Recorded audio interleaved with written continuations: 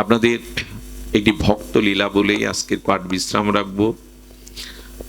ভাগবতের সময় বড় দ্রুত চলে যায়, তবু আপনাদের কাছে অনুরোধ করব লীলাটি খুব ধ্যান দিয়ে শ্রবণের জন্য। আমাদের নববিধা ভক্তি, তাই না? ভক্তি কয় প্রকার বলেছেন ভাগবতে? নববিধা: শ্রবণ, কীর্তন, স্মরণ, বন্ধন, অর্চন, পাদসেবন, দাস্য, সখ্য, আত্ম নিবেদন। এই নববিধা ভক্তির আবার এক এক ভজনাঙ্গকে ভজন করে তারা ভগবানের পরম প্রেমময় ভক্ত হয়েছেন। যেমন শ্রবণে পরীক্ষিত মহারাজ, কীর্তনে সুখদেব ভগবান আছে না, পদসেবায় লক্ষ্মী দেবী, আত্মসমর্পণে বলি, ভগবান চরণে আত্মসমর্পণের জন্য বলি রাজা, এই তো। আর সখ্য রসের মধ্যে অর্জুন। এইভাবে আছে না, নববিধা ভক্তির এক একজন মহাজন আছে। জয় রাধে বাবা, মহাজন আছে। ধ্যান দিয়ে শুনুন, এসছেন যখন কষ্ট করে জেগে থেকে শুনুন। তো এই মহাজনের মধ্যে আজ আমি সর্ব অন্তিম স্তর যেটা আত্মসমর্পণ, এটা না হলে তো ভগবান পাওয়া যাবে না, সঁপে দিতে হবে। দেখুন, সব থেকে বড় কথা, ভগবান কাউকে দুঃখ দেন না। ভগবান কাউকে দুঃখ দেন না এই কারণে ভগবান দুঃখ কি বস্তু তা জানে না। ভালো করে ধ্যান দিন। একদিন অন্ধকার ব্রহ্মার কাছে গিয়ে বললেন, এ জগৎ সৃষ্টি করেছে কে? ব্রহ্মা বলছে, ভগবানের শক্তিতে আমি করেছি। বলে, আপনি যদি সৃষ্টি করেন, অন্ধকার এবং আলোয় দুটো সৃষ্টিকার। বললো, আমার। বলে, তাহলে সূর্য আমার প্রতি একটু হিংসা করে কেন? বলে, সূর্য উঠলে আমাকে তাড়িয়ে দেয় কেন? অন্ধকার বলছে, আপনি যদি আমায় সৃষ্টি করেন তো সূর্য এত হিংসা আমার সাথে করে কেন? সূর্য উঠলে আমাকে তাড়িয়ে দেয়, অন্ধকার থাকে কি? ব্রহ্মা তখন বলছেন, আমি সূর্যকে জিজ্ঞাসা করব তোমার এই প্রশ্নটা, যে তোমার সাথে ওর শত্রুতা কি? সূর্য নারায়ণ, আচ্ছা অন্ধকারের সাথে আপনার শত্রুতা কি? আপনি ওকে তাড়িয়ে দেন কেন সব সময়? সূর্য নারায়ণ হেসে বলছেন, অন্ধকার কে? আমি তো তাকে চিনি না, কোনোদিন দেখিও নি। কথাটা সত্য বলছেন, কারণ সূর্য কখনো অন্ধকার দেখে না, সূর্যে কখনো অন্ধকার পৌঁছাতে পারে না। তেমনি সচ্চিদ আনন্দময় ভগবান থেকে কারো দুঃখ আসে না, উনি দুঃখ কাউকে দেন না। এখন প্রশ্ন হলো, তাহলে আমাদের জীবনে দুঃখ কেন এলো? আমরা তো ভগবানের অংশ, কথা বোঝা যায়? আমরা ভগবানের মাময়ী বাংশ জীবলোকে। একবার একটা বাচ্চাকে কোলে নিয়ে বাবা মেলাতে গেছে। মেলায় দেখবেন চিনির ঢালাই করা মিষ্টি পুতুল পাওয়া যায়, হাত পা আছে না এরকম ঢালাই করা ছাঁচের পুতুল। মেয়েটা বলছে, পুতুল কিনবো, পুতুল কিনবো। পুতুল কেনার পরে বলছে, বাবা এর হাত আছে, পা আছে, এর মিষ্টতা কোথায়? আমি চুষবো তো, কোথায় চুষলে মিষ্টতা পাবো? বলে, বোকা মেয়ে কোথাকার, ও সবটাই মিষ্টি, যেখানেই চোষণ করবি সেখানেই মিষ্টি পাবি। তো ভগবান আনন্দময়, তার থেকে আমরা এসেছি, তার অংশ আমরা, অমৃতের পুত্র। আমাদের এত জরাব্যাধি দুঃখ কেন?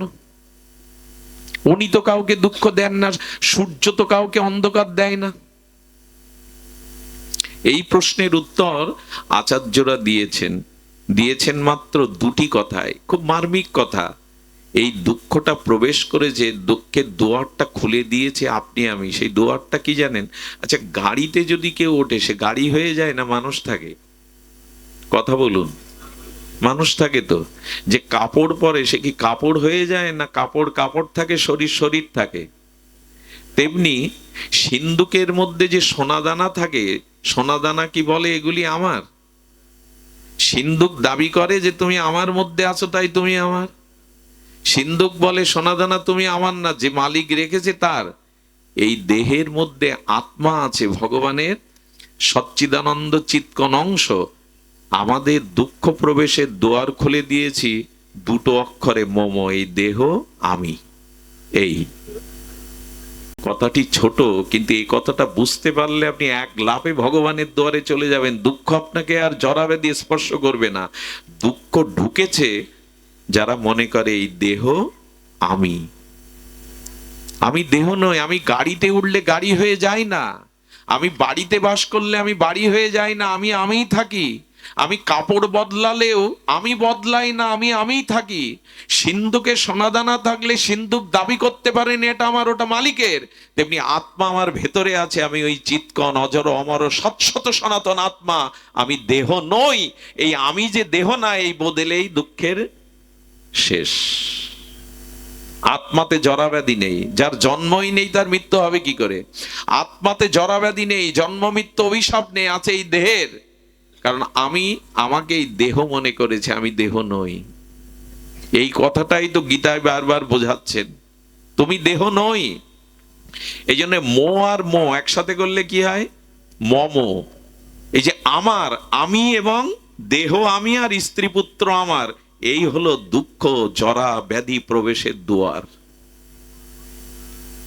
একবার যদি বলতে পারেন আমি দেহ নই, স্ত্রী পুত্র আমার নই, সব ভগবানের, মুখে না প্রাণ থেকে যদি সিদ্ধান্ত নিয়ে বলতে পারেন, আপনাকে আর এই মরজগতে আসতে হবে না, চিন্ময় ভগবত ধামে স্বরূপে ফিরে যেতে পারবেন, আর আপনার মৃত্যু নেই। রামকৃষ্ণদেব পরমহংসদেব কি বলেছেন জানেন? কোমরের মাটি যখন কাদা থাকে তখন তাকে ভাঙাও যায়, গড়তে গিয়ে বেঁকে গেল, আবার ভেঙে আবার গড়া যায়। কিন্তু ওটা চাকে পোড়ানোর পরে যখন ঘট বা কলসি হয় তখন ভেঙে আর গড়া যায় না। যখন একবার ভগবানের হয়ে যাবেন তখন আর জন্ম মৃত্যু ভাঙা গড়া আপনার জীবনে থাকবে। সব অভিশাপের কারণে এই দেহ আমি, আর এই দেহ ভোগের জন্যই পাপ অপরাধ গুলো ঢুকে যায়। কথাগুলো ক্ষুদ্র কিন্তু এর গভীরতা অনেক বেশি। আমাদের ভারতীয় দর্শনটা এখানেই, আমি দেহ নই। তো এই জন্য দুটি জিনিসের প্রতি আমাদের আসক্তি। কয়টা জিনিসের প্রতি? দুটি। একটা হলো শরীর আর একটা হলো সম্পদ। ভগবানে আত্মসমর্পণ করেছিলেন কে? কে করেছিলেন? বলি মহারাজ। আসুন তার দিব্য চরিত্র কথা সামান্য, খুব অদ্ভুত এই চরিত্র কথা। বলি মহারাজ আত্মসমর্পণ করেছিলেন। আর আত্মসমর্পণ মানে দেহ সম্পদকে চিরতরে নিঃস্বার্থভাবে ভগবানকে অর্পণ করার নামই হলো আত্ম। আমি তোমার হলাম, এই ভগবান তোমার চরণে সব দিলাম, অথচ মনে লুকিয়ে থাকলো আমার আমার, এটা আত্মসমর্পণ নয়। আত্মসমর্পণ তাকে কাকে বলে? আমাদের কাছে সব থেকে প্রিয় দুটি জিনিস, শরীর আর সম্পদ। দেখবেন মানুষ শরীরের থেকে মাঝে মাঝে সম্পদকে বেশি ভালোবাসে। কিরকম ভালোবাসে জানেন? ডাকাত এলো তো টাকা পয়সা দিতে চায় না, ছুরির সামনে মরে, কিন্তু টাকাটা অর্থাৎ সম্পদ তার দেহ থেকে প্রাণের থেকে সে বেশি ভালোবেসেছে। লক্ষ্য করবেন, এই শরীর এবং সম্পদ যদি চিরতরে ভগবানের চরণে কেউ চিরদিনের মতো সমর্পণ করতে পারে, এরই নামই হলো আত্মসমর্পণ। এটা করেছিলেন কে? বলি মহারাজ। এর ইতিহাস বড়, এই লীলা বড় অপূর্ব, চিন্ময়, আস্বাদনের। এটি দিতে পেরেছিলেন। আসলে আমরা ফুল বাতাসা দেই, ঠাকুরের সামনে 500 টাকার সন্দেশ কিনে নিয়ে যায়, বড় একটা মালা কিনে নিয়ে যায়, বড় জোর অর্থবিত্ত ফুল বাতাসা মালা চন্দন ধূপ দীপ ভগবানকে দেই, কিন্তু নিজের শরীরকে আর নিজের সম্পদকে যেদিন চিরতরে তার চরণে দিতে পারবে, এরই নাম হবে। আর ভগবান ওটাই চাইছেন, তুমি সবটা দাও, আমার হিসাব পরিষ্কার, আমিও সব তোমায় দিয়ে দেবো। ভগবান অঙ্কে খুব কাঁচা। ভগবান অঙ্ক শুধু ওইটুকু বোঝেন, আমাকে 16 আনা দিলে আমি তোমাকে 16 আনা দিয়ে দেব। বক্স তো সমস্যা হবে, গান বাজনায় বক্স এত ভালো থাকে, গানের কনসার্টে পদাবলী কীর্তনে জুড়ি নেই বক্সের, সারা জায়গায় এই ভাগবতে গিয়েই সমস্যা। আসলে ভাগবতের মূল্যায়ন কম হয়। 1 ঘন্টা আগে পদাবলী কীর্তনের এসে মাইক ঠিক করে, এই সাউন্ড এ করো, আমি তো সব বুঝিও না, কি বলবো ওদের। ভাগবতে এত অনীহা কেন বুঝি না। যেখানে ভাগবত দেবেন অন্তত শব্দযন্ত্র যে বোঝে তাকে বসাবেন। গানের কনসার্টে সে শব্দের জুড়ি নেই। লতা মঙ্গেশকরের, কুমার শানুর কণ্ঠ হুবহু গেলে মনে হয় লতা গাইছে। কণ্ঠের এত জাদু, শব্দযন্ত্রে ভাগবতেই শুধু সমস্যা। দেন দিন আমরা বলছিলাম এই সবটুকু নিজের জন্য কিছু রাখলেন তো। আমি দৃষ্টান্তে কিন্তু বলি, আমি যদি কীর্তনিয়া দাদাকে খালি গায়ে আলিঙ্গন করি, ওনার অঙ্গের সাথে আমার অঙ্গের একটা জায়গা মিশবে না যদি উপনয়ন থাকে আমার গলায়, ওই সুতোর জায়গাটা বাদ পড়ে যাবে। ভগবান বললেন আমার হিসাব পরিষ্কার, 16 আনা আমায় দাও, 16 আনা আমি তোমায় দিয়ে দেবো, এর বেশি অঙ্ক আমি বুঝি না। আর একটা জিনিস বলি, কথাটা লিখে নিন। এতবার বলি লিখে নিন কেন জানেন? যাতে মনে থেকে যায়। অপমান করা কথাটা তো 5 বছর 10 বছর মনে থাকে, এই কথা কেন থাকবে না? আমি যদি কাউকে দাঁড় করিয়ে কটূক্তি করি, অপমান করি, এটা সে 5 বছরেও ভুলবে না, সারা জীবনেও ভুলবে না, এ কথা কেন ভুলবেন? কৃষ্ণ ব্রজবাসীদের ঘরে মৃত্তিকার ভাণ্ডে নবনীত ননি খেত, খাওয়ার জন্যই তো ওরা গুছিয়ে রাখতো, কিন্তু খাওয়ার পর পাত্রগুলো ভেঙে ফেলতো। যে পাত্রে গোবিন্দ ননি নবনীত ক্ষীর পেত, ওই পাত্রগুলো ভেঙে তুই আসতো। ব্রজবাসী মায়েরা নন্দ মন্দিরে গিয়ে কৃষ্ণ জননী যশোদাকে বলল, যশোদা নালিশ আছে। বলো নালিশ তো প্রতিদিন করো। বলে আজকে নূতন নালিশ নিয়ে এসছি। আরে গোপাল আমাদের ঘরে না গেলে আমাদের আনন্দ হয় না, ওই তো খাবে নবনীত, ওর জন্যই তো সাজিয়ে রাখি। ওর কাছে প্রশ্ন করো তো, ওই ভাণ্ডগুলো ভেঙে ধুয়ে আসে কেন খেয়ে? আমরা তো অন্য কাজে লাগাতে পারতাম, ওই পাত্রগুলো তো অন্য কাজে লাগাতে পারতাম। কৃষ্ণ ভয়ে ভয়ে শাড়ির আঁচলে মুখ লুকাচ্ছে, নালিশ করতে এসছে তো। ব্রজমায়েরা বিদায় নেওয়ার পরে যশোদামা বললেন, কানাই, কৃষ্ণ, আচ্ছা ওদের পাত্রে নবনীত ক্ষীর নবনীত পেয়ে আসিস, ভাঙিস কেন? শুনুন, প্রাণ ভরে শুনুন, উৎকর্ণ হয়ে শুনুন।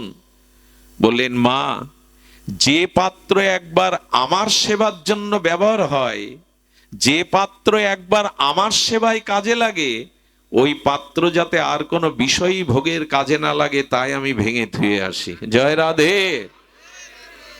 যে পাত্র একবার আমার সেবায় নিবেদন হয়, ওই পাত্র আর কোনো বিষয়ই যাতে ভোগ না করে, এই জন্য ওটা ভেঙে ধুয়ে আসি।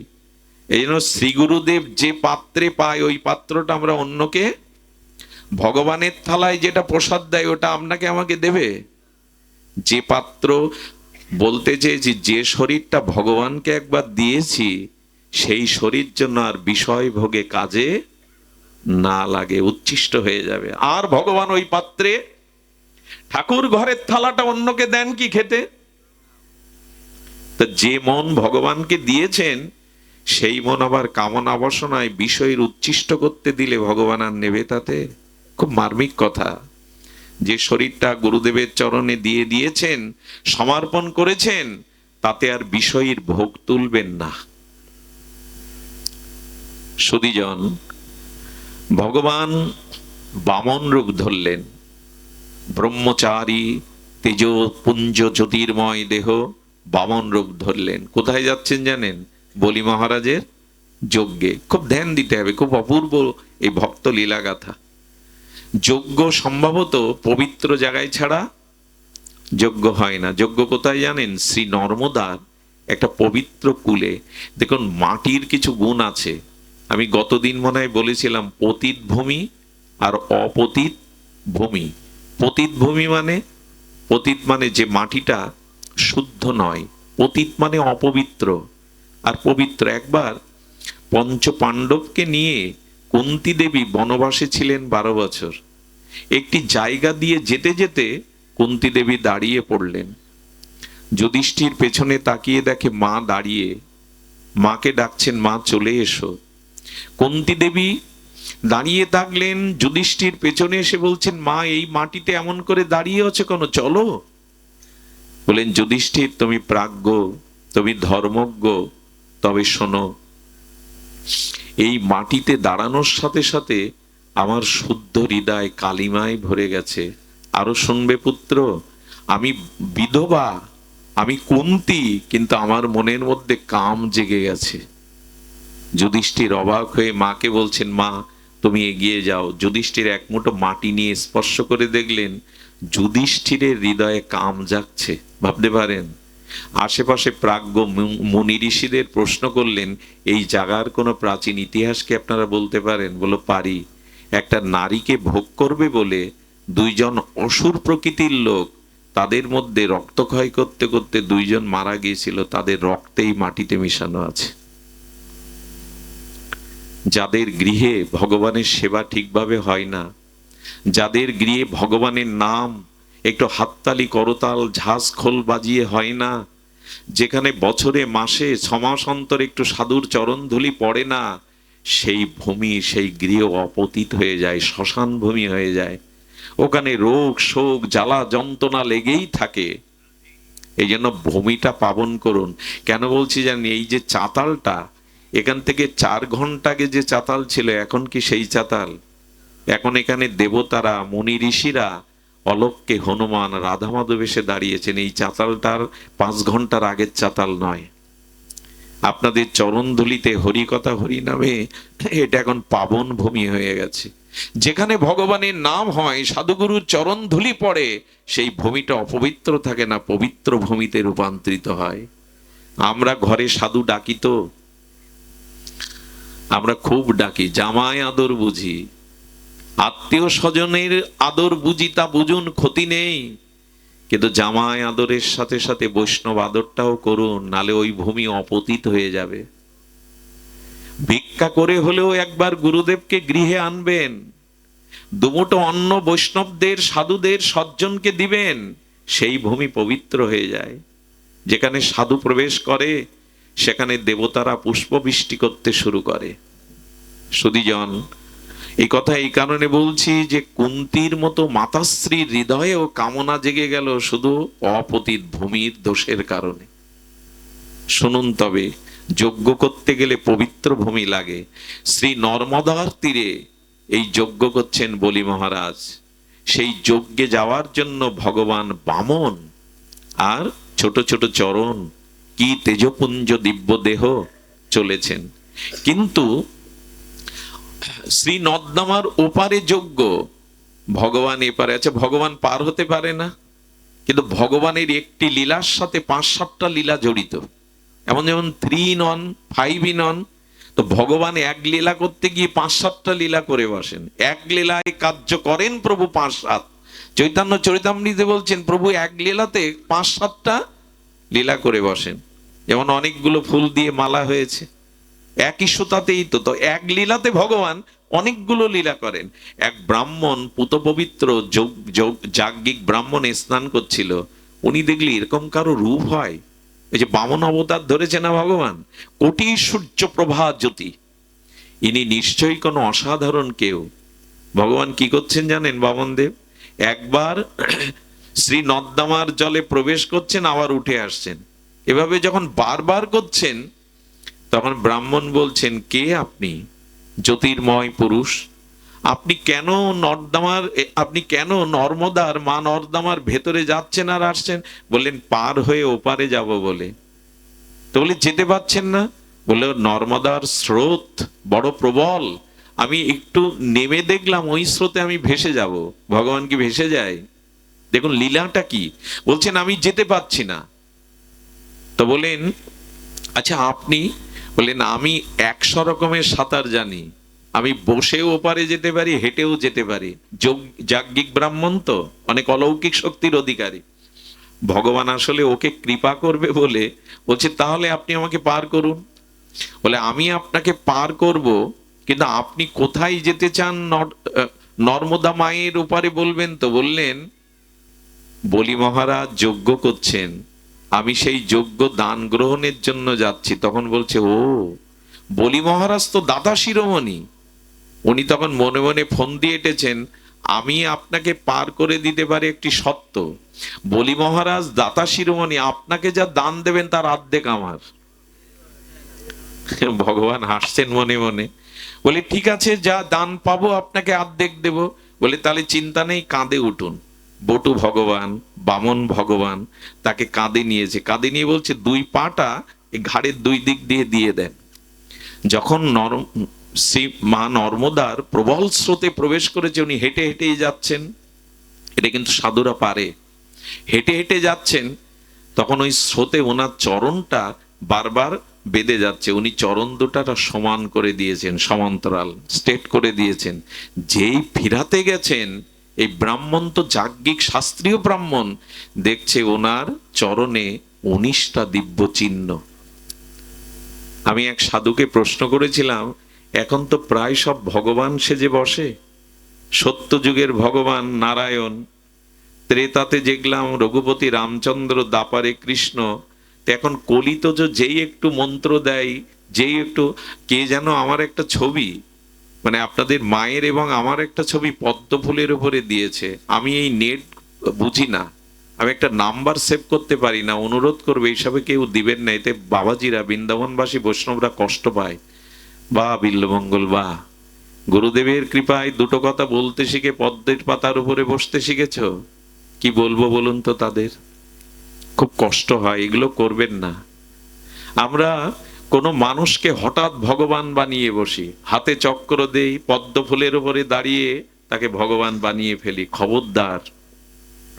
আমি সাধুকে প্রশ্ন করেছিলাম, হ্যাঁ মহাপুরুষ হন আপনি, আপনি মহাপুরুষ হন, ভক্ত হন, ভগবান হতে যাবেন না। আমি সাধুকে প্রশ্ন করেছিলাম, কলিতে তো সকলেই আমরা ভগবান সাজতে ভালোবাসি, ভগবান হতে ভালোবাসি, ভগবান কাকে বলবো? এক কথায় উত্তর দিলেন, যার চরণে দিব্য 19টা চিহ্ন আছে তিনি ছাড়া অন্য কেউ ভগবান নন। এই এক কথায় উত্তর। ভগবান চেনা যায় চরণে, ধ্বজ, অঙ্কুশ, কলস আর স্বস্তি, এভাবে 19টা চিহ্ন রাধারানীর চরণে, গোবিন্দের চরণে, মহাপ্রভুর চরণে আরো বেশি, 48টা। ভগবান চেনা যাবে চরণে, যে কেউ দাবি করলে আমি ভগবান হবে না, ভগবান চিনতে হবে চরণে। সুধীজন যেই চরণ দেখেছেন বলছেন, আমি ভগবানকে কাঁধে নিয়েছি, এত ভাগ্য আমার, এত কৃপা তোমার ভগবান। চরণ দোকানা জড়িয়ে ধরে আর যাচ্ছে না। ভগবান বামন বললেন, কি গো, পার করে দেবে, তুমি দাঁড়িয়ে গেলে? বলছেন, আপনি আপনি মনে মনে বলছেন ভগবানকে কাঁধে নিয়েছে আমি, তার চরণ আমার বুকে। আনন্দে কেঁদে ফেলেছেন, বললেন আমি আর পার হব না। বলে কেন? বলে আগের চুক্তিটা বাতিল করতে হবে, তবে পার হব। দেখুন ভগবানকে পেলে কি হয়, ভক্তি পেলে কি হয়। আগের চুক্তি কি ছিল? দান যা পাবেন 50-50। এখন ভুল করেছে, ভগবান পেয়েছে তো। তখন বললেন, আমাকে ওপারে নিয়ে যাওয়ার জন্য নূতন চুক্তির প্রস্তাবনা করো। বলেন, প্রভু চুক্তি একটাই, আজ আমি আপনাকে পার করে দেব, কথা দিন ভব সংসার আপনি নিজে হাতে আমাকে পার করে দেবেন, আর কিছু চাই না। দেখুন ভগবানকে পেলে, ভক্তি পেলে তার বুদ্ধি শুদ্ধ হয়ে যায়। একটা জিনিস জানুন, যখন আপনার স্বরূপ স্মৃতি জাগবে, ভক্তি জাগবে, তখন ভগবানের কাছে আর কিছু, তার চরণ সেবা ছাড়া যতদিন চাওয়া পাওয়া থাকবে, জানবেন আপনার স্বরূপ স্মৃতি জাগেনি, ভগবত স্মৃতি কাঁদছে আর বলছে, প্রভু আজ আমি পার করে দেব। আসলে ওই লীলাটা করার জন্যই কাঁদে উঠেছেন ভগবান, নাহলে পার হতে পারেন না উনি। ভগবানের চোখে জল। বললেন, ভালোই চেয়েছো, কথা দিলাম তোমাকে বিনা করিতেই আমি পার করে দেবো, এখন তো আমাকে ওপারে নিয়ে চলো। ওই পারে গিয়ে কোথায় গেল জানেন? এই লোকটা ভগবান পেয়েছে তো আর সংসারের দিকে ফেরেনি, জঙ্গলে গিয়ে ভগবানের ভজনে বসে গেল। আপনি যখনই ভগবানের কৃপা পাবেন, সংসার আপনাকে আর খুব বেশি টানবে না।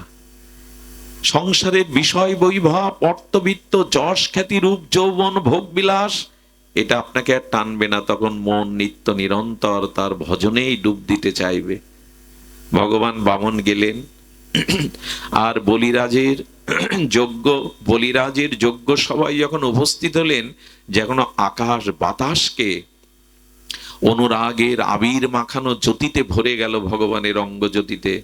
বলি মহারাজ সিংহাসন থেকে উঠে বসলেন। ইনি সাধারণ ব্রাহ্মণ না, ইনি কোনো অলৌকিক লোকত্রিয় কোন ভগবানের কৃপা শক্তি প্রাপ্ত। উঠে গিয়ে চরণ বন্দনা করলেন, চরণ প্রক্ষালন করলেন, মালা চন্দন দিয়ে আরতি দেখালেন। এটাই রীতি, এটাই সাধুগুরু বৈষ্ণব পেলে, মহাত্মা পেলে এটাই রীতি। নিজে রাজা তবু উঠে গেলেন। উঠে গিয়ে যখন বলছেন কি সেবা, বলি কি সাধারণ হতে পারে যার দুয়ারে ভগবান গিয়ে চাই কিছু হাত পেতে? কেন হলো জানেন? এই বলিকে শুনুন, প্রহ্লাদ মহারাজের পুত্র বিরোচন, আর বিরোচনের পুত্র এই বলি মহারাজ। প্রহ্লাদের পুত্র বিরোচন, বিরোচনের পুত্র, কিন্তু বলি মহারাজের পূর্বজন্মের কথা যদি শোনেন স্তম্ভিত হতে হয়। কি ছিলেন জানেন? নেশাখোর, ড্রাগে আসক্ত, পরস্ত্রীতে আসক্ত, চুরি ডাকাতি খুন এমন কোনো পাপ কর্ম করেনি, কোনো কর্ম নাই। একটা গোলাপ ফুলের মালা নিয়ে বেশ্যার গলে দিতে যাচ্ছে, পরস্ত্রীতে আসক্ত হয়ে বেশ্যালয়ে যাচ্ছে, পতিতালয়ে। মাঝখানে দেখুন, মানুষের জীবনে মাঝে মাঝে পূর্বজন্মের সুকৃতির ফলে মাঝে মাঝে হৃদয়ে খুব সদ্ভাবনা জাগে, হৃদয়ে খুব ভালো ভাবনা জাগে। আবার ওই পুরানো পাপের ভাবনা যখন আছে, আবার মানুষ কুচিন্তা করে। এগুলো সব পূর্বজন্মের পাপ পুণ্যের কর্মের প্রভাব। দেখবেন মাঝে মাঝে কয়েকদিন মনটা খুব শুদ্ধ থাকে, ভোগ বিলাস আর করবো না, এরকম একটা প্রতিজ্ঞা করে বসেন। কেন জানেন? পূর্বজন্মের পূর্ণ সুকৃতি কাজ করছে এখন আপনার পেছনে। আবার কখনো কখনো অকারণে পাপের চিন্তা, ভোগের চিন্তা এসে উদয় হয়, জানবেন ওটা পাপেরই ফসল। এরকম ওঠানামা করে না হৃদয়? করে কেন? পাপ পুণ্যের। ওই পতিতাকে মালা দিয়ে ভোগ করতে গিয়ে রাস্তার মাঝখানে হোঁচটকে পড়ে মূর্ছিত হয়ে গেলেন। মদ, নারী, ড্রাগ, পাপ, খুন এমন কোন কর্ম করে নাই। যখন উঠলেন বলল বাধা পড়লো, মালাটা ছড়িয়ে পড়েছে, বলে আজ আর বাধা পড়েছে যাব না, কিন্তু মালাটা কি করি? সামনে দেখলেন একটা শিব মন্দির, শিব ঠাকুরের গলায় শিবলিঙ্গে ওই মালাটা পরিয়ে দিয়ে একটা ধূপ দেখালেন। এর পরপরই ওর মৃত্যু হয়। যমরাজের দুটো রূপ, একটি যমরাজ, একটি ধর্মরাজ। ধর্মরাজের রূপ অপরূপ, যমরাজকে দেখলে পাপীরা ভয় পায়। যমরাজ চিত্রগুপ্তকে দেখে বলছেন, দেখো তো এর পূর্বজন্মের পাপ কতটুকু। বলে সারা জীবন পাপ, এমন কোনো কর্ম করে নাই, পাপ কর্ম জীবনে বাদ নাই। বলে কোনো পুণ্য কর্ম নাই? বলে মরার কিছুক্ষণ আগে পতিতার গলায় মালা দেবে বলে মালাটা দিতে পারেনি, শিবের গলায় দিয়েছিল। যমরাজ হেসে বললেন, এই তো ভগবান শঙ্করকে যে একটা বেলপাতা দেয়, ভগবান শঙ্করকে যে একটা মালা দেয়, তার 3 ঘন্টা দেবরাজ ইন্দ্রের পদ পাওয়ার কথা। তুমি কি এটা আগে নেবে না নরক ভোগ করবে? আমি গল্প শোনাচ্ছি না আপনাদের। ওকে 3 ঘন্টার জন্য দেবরাজ ইন্দ্রের পদ দিয়ে দিল। ওখানে গিয়ে ও ভাবছে, একটা মালা দানে যদি 3 ঘন্টা দেবরাজ ইন্দ্রের পদ পাওয়া যায়, দানের এত মহিমা। তা আমি যখন ইন্দ্র হয়েছি, ইন্দ্রের কাছে অনেক সমুদ্র মন্থনে কি উঠেছিল? ঐরাবত। কি উঠেছিল? কামধেনু উঠেছিল, মণিরত্ন উঠেছিল না? ওগুলো সব ইন্দ্রের কাছে ছিল। সঙ্গে সঙ্গে অগস্ত্য ঋষিকে ডেকে বলেন, এক মালা দানে যদি আমার 3 ঘন্টা দেবরাজ ইন্দ্রের পদ প্রাপ্ত হয়, যা আছে সব দান করে দেব 3 ঘন্টার মধ্যে। দানের অনেক মহিমা আছে। সৎপাত্রে যদি দান করতে পারেন, দানের থেকে বড় ধর্ম কলিতে আর অন্য নাই। কারণ সত্য আমাদের মাঝে নাই, তপস্যা না, একমাত্র দানটাই আছে। তবে সৎপাত্রে যদি দান করতে পারেন, সে দানের মহিমা বড় বিরল। দান ছাড়া কলিতে খুব বেশি অন্য ধর্ম ক্রিয়া, হরিনাম এবং দান, তবে সৎপাত্রে দিতে হবে। কি করেছেন উনি? সঙ্গে সঙ্গে অগস্ত্য ঋষিকে দিয়ে ঐরাবত দিয়ে দিয়েছেন, কামধেনু বশিষ্ঠকে দিয়েছেন, সব ঋষিদেরকে, মণিমুক্তা কৈবল্য ঋষিকে দিয়েছেন, সবাইকে 3 ঘন্টা দান করেছেন। এই দানের ফলে ঋষিমুনির আশীর্বাদে বলল, এর জন্মের পরে তোর পাপ ভোগ করতে হবে না, তুমি বলি রাজা হয়ে জগতে আবির্ভূত হবে। এই দানের কারণে, দানের কারণে বলি রাজা হয়েছিলেন। প্রহ্লাদের বংশে সহজে কেউ আসে? আপনি এখন ধন, ঐশ্বর্য, বিত্ত বৈভব পেয়েছেন কেন জানেন? কাউকে দিয়েছিলেন তাই পেয়েছেন।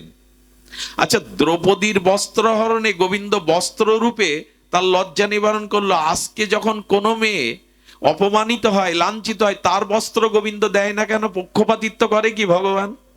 আমার কথা কি বোঝা যায়?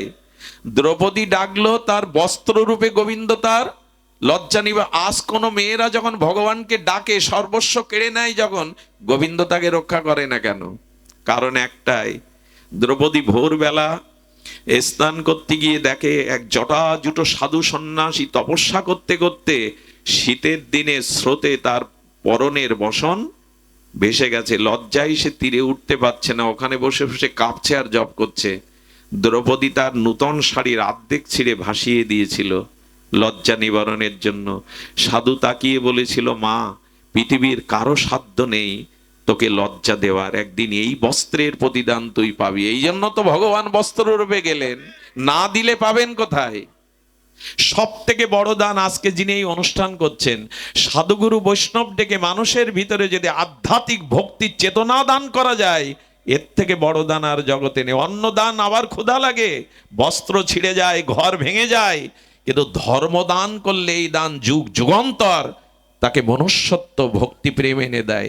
এর থেকে বড় দান আর জগতে নাই। হরি কথা হরিনাম দান যারা এটি করে তারা অনন্ত সৌভাগ্যের অধিকারী হয়। এই ভাগবত চেতনা দান। এই জন্য বলিরাজ আজ এই বলি, আর ভগবান কি তার দুয়ারে এমনি এমনি দান নিতে যাবে? শুক্রাচার্য গুরুদেব বলছেন, বলি ভুল করছো, তোমার সামনে যে দাঁড়িয়ে আছে সে সাধারণ কেউ না, ভগবান বিষ্ণুই। বললেন, ভগবান যদি আমার দুয়ারে দাঁড়িয়ে থাকে গুরুদেব, আজ আপনার কথা আর আমি মানব না। চিন্তা করতে পারেন? বললেন, জীবন বাঁচানোর জন্য, জীবিকার জন্য, মেয়ের বিয়ের জন্য মিথ্যা কথা বলা যায়, প্রাণ বাঁচানোর জন্য, তাতে দোষ না, এটা শুক্রাচার্যের নীতি। বলেন, গুরুদেব, ভগবানকে যদি কিছু দেব বলে থাকি, আজ আর আপনার কথা আমার কানে যাবে না। বলেন, তোমার শ্রীহীন হয়ে যাক। গুরুদেব অভিশাপ দিলেন, শ্রীহীন হয়েছিল কি বলি? ভগবানকে কিছু দিলে তার দ্বারা শ্রীহীন হয় না। 3 পাদ জায়গা যখন দেওয়ার পরে এক পায়ে সমগ্র ব্রহ্মাণ্ড নিয়ে নিলেন, আর এক পাদে সপ্ত স্তর নিয়ে দিলেন, ভূ ভুবা সমহ জনতব সত্য। ভগবান আরেকটি পা সৃষ্টি করলেন নাভি থেকে, বলেন আর একটা পায়ের জায়গা দাও। বলি মনে মনে বলছেন, আমি মনে করেছিলাম ছোট পা, এত অল্প চাইলেন কেন? একটা স্টেট নিয়ে দিন, একটা রাজ্য নিয়ে দিন। এখন দেখছি তোমার চরণের থেকে বড় আর জগতে কিছু নেই, কিন্তু আর কি দেব? বলি রাজার স্ত্রীও ছিলেন তেমন। উনি বললেন, আপনি এখনো বুঝতে পারছেন না ভগবান আপনাকে 3 পাদ জায়গা কেন চেয়েছেন? আরে বোকা, আপনার মাথাটাই তার চরণে দিয়ে দিন, আর জায়গা এর থেকে বড় জায়গা আর নাই, আপনার মাথাটাই দিয়ে দিন। এই হলো আত্মসমর্পণ, নিজেকে সম্পূর্ণরূপে তার চরণে দিয়ে দেওয়া। এই মাথায় পদ রাখলেন, আর কি বললেন জানেন? বলি তবে শোনো, সম্পদ যখন দিলে, শরীরটাও দিলে, একেই বলে আত্মসমর্পণ। আমি তোমাকে সুতল রাজ্য দিয়ে দিলাম। কি রাজ্য দিয়ে দিল? সুতল রাজ্যের 52টা দরজা, আর ওই দরজায় ভগবান 52 দরজাতে পাহারাদার হয়ে থাকলেন। চিন্তা করতে পারেন? আত্মসমর্পণকারী ভক্তের দুয়ারে দ্বার পাল হয়ে পাহারা দিচ্ছেন 52 দরজায়। এদিকে লক্ষ্মী দেবী দেখছে নারায়ণ আর ভিড়ছে না। বোঝা যায় লক্ষ্মী দেবী বৈকুণ্ঠে, আর নারায়ণ নারদকে ডেকে বলছেন, তোমার প্রভু কোথায়?